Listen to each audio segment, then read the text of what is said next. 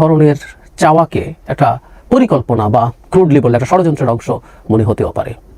একটা কথা বলে রাখা জরুরি, আমরা এনসিপিকে খুব গুরুত্ব দিয়েই বিবেচনা করি আগামী নির্বাচনের জন্য। ইটস নট বিকজ এনসিপি অনেক বড় সংগঠন হচ্ছে, না, এনসিপি খুব বড় কিছু হয় নাই, হবে বলেও মনে হয় না শর্ট টার্মে। কিন্তু এনসিপিতে এমন মানুষরা আছেন, এমন মানুষরা নেতৃত্বে আছেন, এমন মানুষরা সামনের সারিতে আছেন, এমন মানুষ আহ্বায়ক থেকে শুরু করে বিভিন্ন পর্যায়ে যেখানে আছেন, যারা এই সেদিনও তাদের জীবন বাজি রেখে শেখ হাসিনা পতনের জন্য লড়াই করেছেন। আমরা যে মুক্ত হয়েছি তার একটা বড় ক্রেডিট তারা ক্লেম করতে পারেন, তাদেরকে আমরা সেই ক্রেডিট দেইও। আবারও এটা বলে রাখি, তারাই একমাত্র সেই মুভমেন্টের নেতৃত্ব দিয়েছেন তা না। এই মুভমেন্টের পর অনেকে তার ঘরে ফিরে গেছে। ছাত্রদের মধ্যে বিভিন্ন রকম ছাত্র ছিলেন, বিভিন্ন সংগঠনের ছাত্র ছিলেন, প্রাইভেট ইউনিভার্সিটির সংগঠনহীন ছাত্ররা ছিলেন, তারা সরে গেছেন। তারা একাংশ, এনসিপির মধ্যে একাংশ আছে, তারাই সব নন, কিন্তু তারপরও তারা আছেন এবং এই কারণেই তাদের প্রতি আমাদের গভীর শ্রদ্ধা আছে, গুরুত্ব আছে।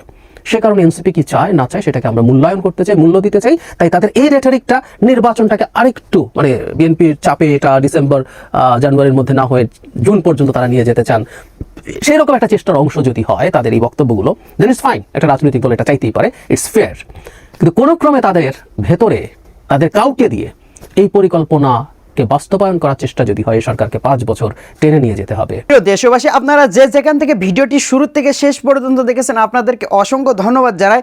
আর যারা এই ধরনের নিউজ লাইভ দেখতে ভালোবাসেন তারা অবশ্যই ইউটিউব চ্যানেলটি সাবস্ক্রাইব করে রাখবেন আর এই ভিডিওটি শেয়ার করে অপর ভাইকে দেখার সুযোগ করে দেবেন। তাহলে সবাই ভালো থাকবেন, সুস্থ থাকবেন। দেখা হবে পরবর্তী কোনো দেশের আপডেট খবর অথবা নিউজ নিয়ে। আসসালামু আলাইকুম।